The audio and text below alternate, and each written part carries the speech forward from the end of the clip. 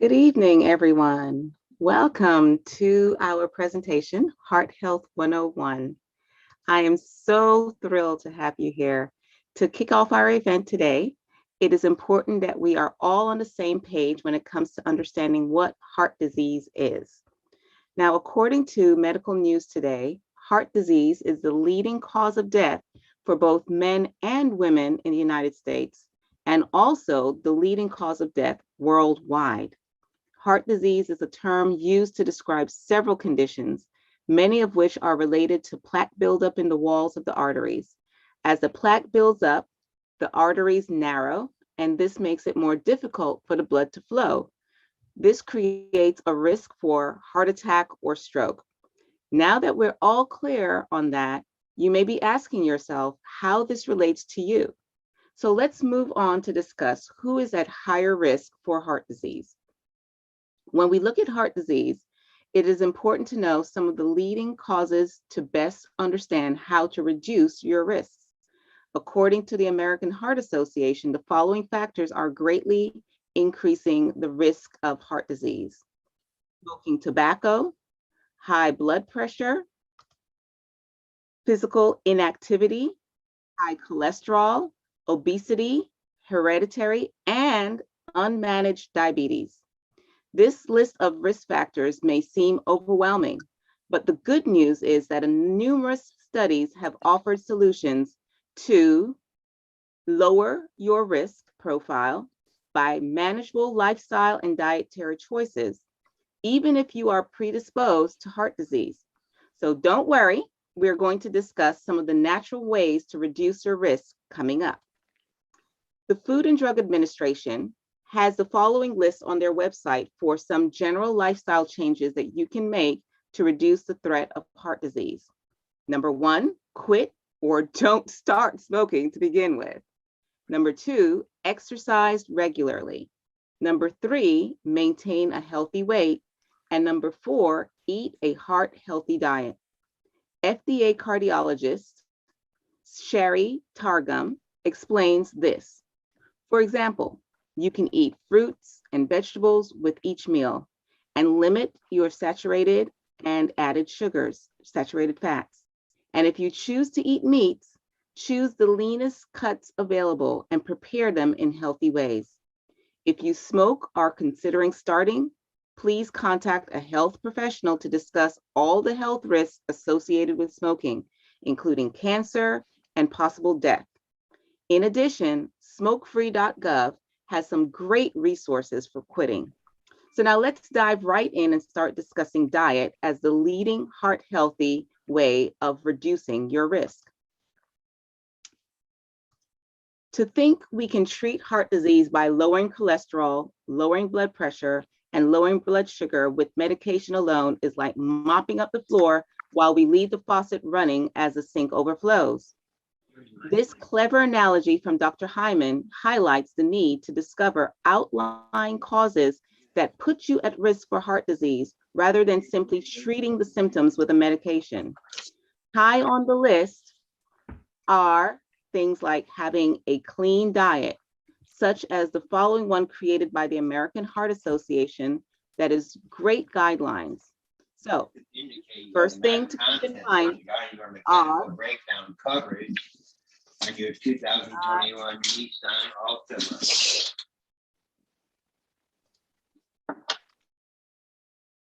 So, a variety of fruits and vegetables, whole grains, low-fat dairy products, skinless poultry and fish, nuts and legumes, and non-tropical vegetable oils. However, general guidelines are not relevant to everyone, so you should speak about this with your healthcare practitioners. Here's a list of some foods that fit within the guidelines of the recommendations. Wild salmon, phenomenal with regards to omega fatty acids. Sardines, the same thing. Nuts, the same thing. Liver, chia seeds, oatmeal, blueberries, green tea, absolutely fantastic. Soy milk, as long as it's non-GMO. Dark chocolate without the sugar. Raisins, if you are not diabetic and if you do not have a preponderance or predisposition for increased blood sugar, yams, those red sweet, sweet potatoes are fantastic. Whole grains, apples, remember to make sure that you're getting the organic apples, Brussels sprouts, oranges, avocado, absolutely fantastic. Now that you have an idea of what you should be eating to feed your healthy heart, according to Time Magazine, there are other foods that are the worst foods for your heart health. And I think you guys already know these things, such as fast food burgers, deep fried foods, candy, soft drinks, sugar sweetened juices, sugary cereals, cookies, pastries, margarine, meat lovers pizza, diet soda. Yes, diet soda. Many naturopathic doctors believe that the cause of heart disease is inflammation, and foods above are foods that cause inflammation in the body. Whether the result is high blood pressure or high cholesterol or diabetes, it doesn't matter. We're looking at the root causes that create the inflammation. So what I tell people all the time is that it's very important to get to the root of the issues. A lot of people start to focus on, oh, Michelle, what can I do to reduce inflammation in terms of these different herbs and supplements and things of that nature? And that's all well and good. But the reality is that you've got to get to the root in terms of identifying what is creating the inflammation in your body in the first place. Because if you don't do that, it's like having a bucket that has a hole in it, and all you do is turn on the faucet. And then you use different supplements and things to have more faucets put the water into the bucket. But at the same time, your diet and lifestyle is puncturing the bucket and creating more holes in the bottom. So you're pretty much sabotaging yourself if you do not get to the root causes of what's creating the inflammation. There are lots of options for breakfast, both savory and sweet. So whatever you are craving, there are plenty of heart healthy recipes.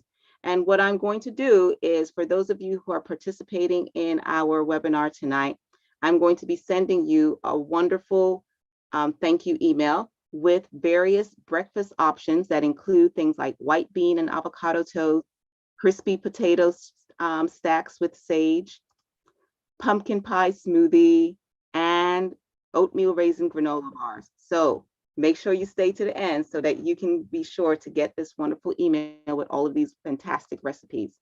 And including in this will be some other recipes for having a heart healthy lunch, which will include recipes for hummus pita pockets, as well as zucchini noodle chicken and greens with lentils and apples.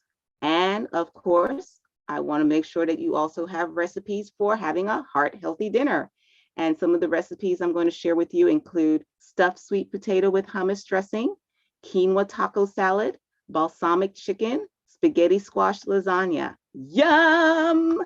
Yum, yum, yum, yum, yum. And it wouldn't be complete without the snackaroonies. So I'm going to make sure that I include also the recipes for no-bake peanut butter cookies, frozen chocolate banana bites, mango fruit leather, apple fruit pizza, and you are going to love these recipes. So now, we talked about changing your food habits, especially using healthier foods to be prepared to deal with those cravings. Without something that is ready for those mid-afternoon or exercise cravings or after exercise cravings, it's very easy to fall off track. So I'm also going to give you some recipes that are going to help you to deal with some of those cravings. Those recipes are going to include tofu and vegetable sushi roll, curry cashew popcorn, goat cheese sweet potato toast, chili roasted pumpkin seeds, so that you have something as an alternative to have there to make sure that you don't succumb to those cravings, right? So now, the next thing that we're going to talk about is exercise. Exercise should always be a part of a healthy lifestyle. But if you're wanting to target a healthy heart, there are some specific exercises that are recommended to reduce your risk. One of them is strength and resistance training. The American Heart Association recommends strength training exercises at least twice daily. This includes things like push-ups, squats, sit-ups, and jumping jacks. This type of exercise is great for strengthening the bones, the muscles, and the connective tissues, which lowers the risk of body injury. Also, by increasing your body's muscle mass, you are increasing the amount of calories that your body burns, thus maintaining a healthy heart, because muscle burns more fat, okay? Walking and running is also a good form of exercise. Walking is low impact exercise that is easy to start and then build up to more sustained movements like jogging or running. Now, be careful with the jogging or running because a lot of people are not wearing proper shoes. They're jogging or running on hard walkways or pavements. So be careful with that. I tend to, really gear people towards the walking more so than the running because, again, also the effect that it has on a lot of the joints for people who are getting older and things of that nature. But always check in with your healthcare practitioner to see if that's a good choice for you. In any case, walking is great for lowering your blood pressure and cholesterol while increasing your energy and preventing weight gain.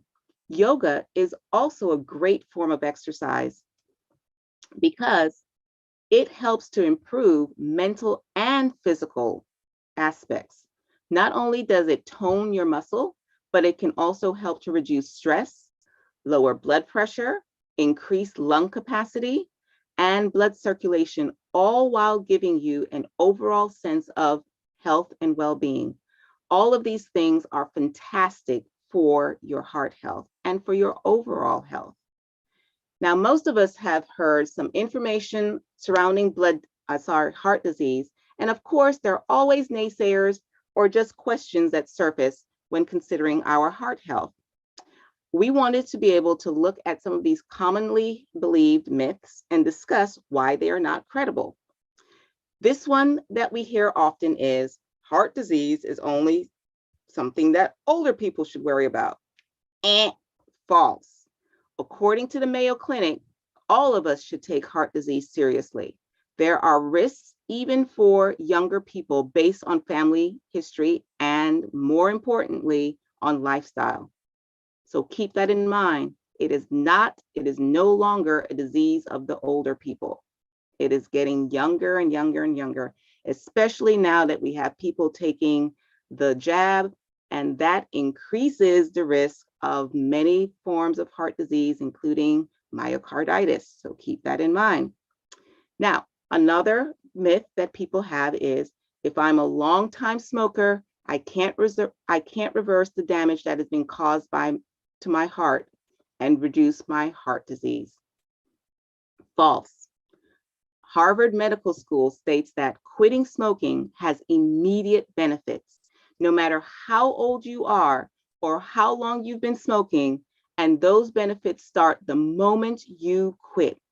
After just 1 year of not smoking, your risk of heart disease, heart attack, reduces by 50% after just 1 year of not smoking.